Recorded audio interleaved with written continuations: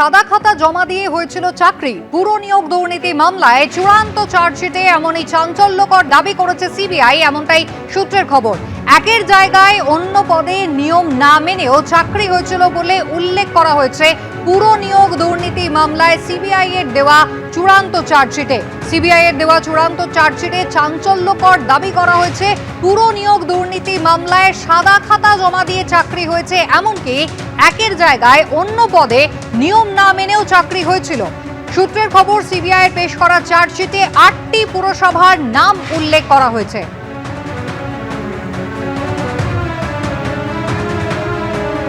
সিবিআইয়ের চূড়ান্ত চার্জশিট, যেখানে পুরো নিয়োগ দুর্নীতি মামলার একাধিক চাঞ্চল্যকর তথ্য সামনে এসেছে। প্রকাশ সিনহা রয়েছেন আমাদের সঙ্গে। প্রকাশ, যে বেনিয়মের উল্লেখ রয়েছে এই চূড়ান্ত চার্জশিটে, সেখানে মোট 8টি পুরসভার কথা বলা হয়েছে। কোন কোন পুরসভার ক্ষেত্রে এই ধরনের অনিয়ম চোখে পড়েছে? দেখো, তোমাকে বলে দিই যে চার্জশিট জমা পড়েছে সেখানে একাধিক চাঞ্চল্যকর দাবি সিবিআই তরফে করা হয়েছে এবং সিবিআই তরফে 8টি পুরসভার নাম দেওয়া হয়েছে এই চার্জশিটে। যে সমস্ত পুরসভায় তারা তদন্ত করতে গিয়ে জানতে পেরেছেন যে বেনিয়ম হয়েছে, অবৈধ চাকরি হয়েছে, কোনো নিয়ম না মেনেই চাকরি হয়েছে। এই 8টি পুরসভার নাম রয়েছে কামারহাটি, টিটাগড়, রানাঘাট পুরসভা, হালিশহর পুরসভা, বনগাঁ পুরসভা, বরানগর পুরসভা, দক্ষিণ এবং উত্তর দমদম পুরসভা। সিবিআই এর এই চার্জশিটে চাঞ্চল্যকর দাবি সিবিআই এর গোয়েন্দারা করছেন যে সাদা খাতা জমা দিয়ে চাকরি হয়েছিল, অর্থাৎ তদন্ত করতে গিয়ে তারা যেটা দাবি করছেন চার্জশিটে, যে এমন তথ্য প্রমাণ এবং নথি তাদের হাতে এসছে যেখানে দেখা যাচ্ছে যে ক্যান্ডিডেটদের চাকরি হয়েছিল তারা পুরোপুরি সাদা খাতা জমা দিয়েছিল। এবং তোমার মনে থাকবে অয়নশীলের যে সংস্থা এবিএস ইনফোজোন, যে সংস্থা পরীক্ষা নিত এবং ওএমআর শিট ইভ্যালুয়েশন করত, সেখানেও তদন্ত করে একই দাবি কিন্তু সিবিআই তরফে করা হচ্ছে যে একাধিক নথি তারা বাজেয়াপ্ত করেছেন, যেটা দেখা যাচ্ছে যে সাদা খাতা জমা দেওয়ার পরেও কিন্তু ক্যান্ডিডেটরা চাকরি পেয়েছে, এমনই দাবি কিন্তু এই চার্জশিটে করা হচ্ছে। এমন পাশাপাশি চার্জশিটে এই 8টি পুরসভার বিরুদ্ধে অভিযোগ এনে সিবিআই তরফে দাবি করা হচ্ছে যে একটি পদের জন্য চাকরি অ্যাপয়েন্টমেন্ট লেটার হয়েছিল, কিন্তু পরে দেখা যাচ্ছে যে নিয়ম না মেনে সেই পদে চাকরি না দিয়ে অন্য একটি পদে চাকরি দেওয়া হয়েছে।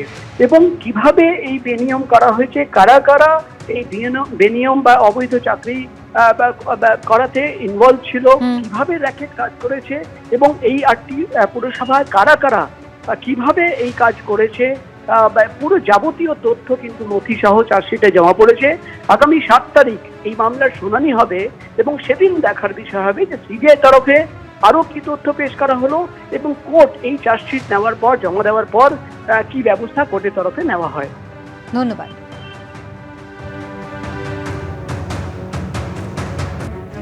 ভেনেজুয়েলায় আক্রমণের পর এবার ডোনাল্ড ট্রাম্পের হুঁশিয়ারি ভারতকে।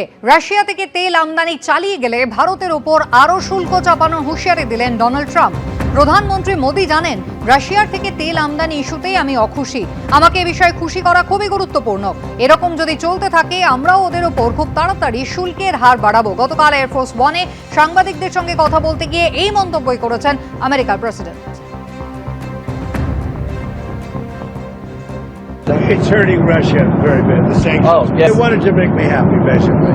He wanted to, Modi's a very good man. Yes. He's a good guy. He knew I was not happy. And it was important to make me happy. They do trade. And we can raise tariffs on them very quickly, and it would be very bad for them. ভেনেজুয়েলার উপরে মার্কিন আগ্রাসনের পর কিন্তু Donald Trump এবার হুঁশিয়ারি দিচ্ছেন ভারতকেও। Russia থেকে তেল আমদানি যদি ভারত চালিয়ে যায় তাহলে কিন্তু আরও শুল্কের হার বাড়বে, এমনই হুঁশিয়ারি দিয়েছেন ডোনাল্ড ট্রাম্প। এই নিয়ে আমরা কথা বলেছিলাম আন্তর্জাতিক সম্পর্ক বিশেষজ্ঞ ইমন কল্যাণ লাহিড়ির সঙ্গে। কি জানিয়েছেন দেখুন।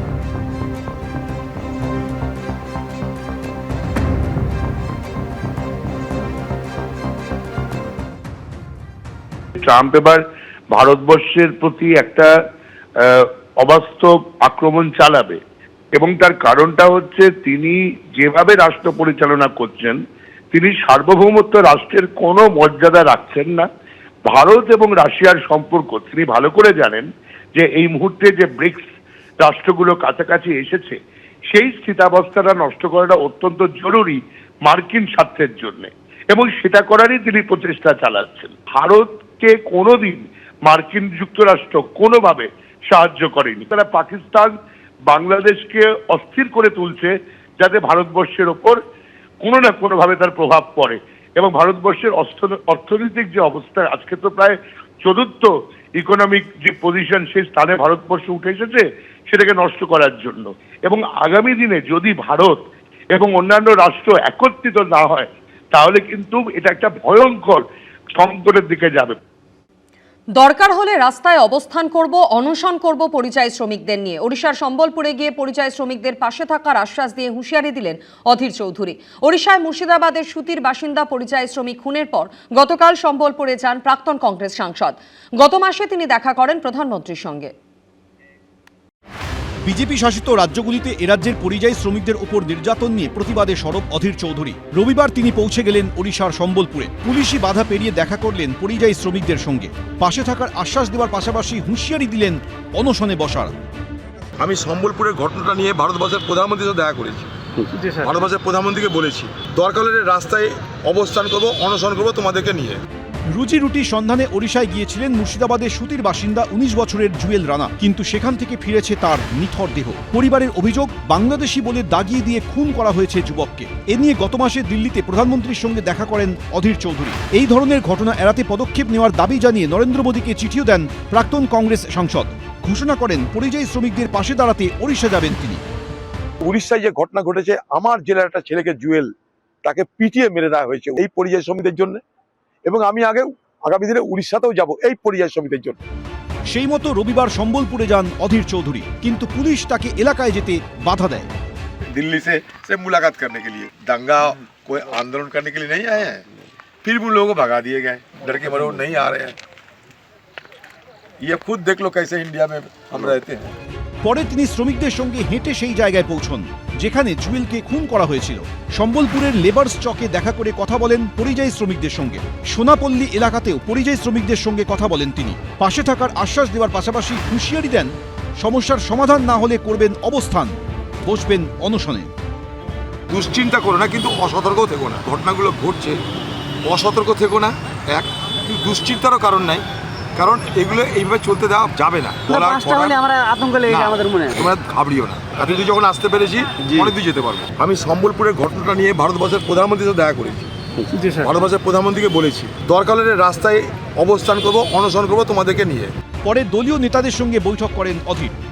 সব মিলিয়ে বিধানসভা ভোটের আগে বিজেপি শাসিত রাজ্যে বাংলার পরিযায়ী শ্রমিকদের ওপর অত্যাচারের অভিযোগ নিয়ে সরগরম রাজনীতি। বিজেন্দ্র সিংহ, এবিপি আনন্দ। এবিপি আনন্দ, এগিয়ে থাকে, এগিয়ে রাখে।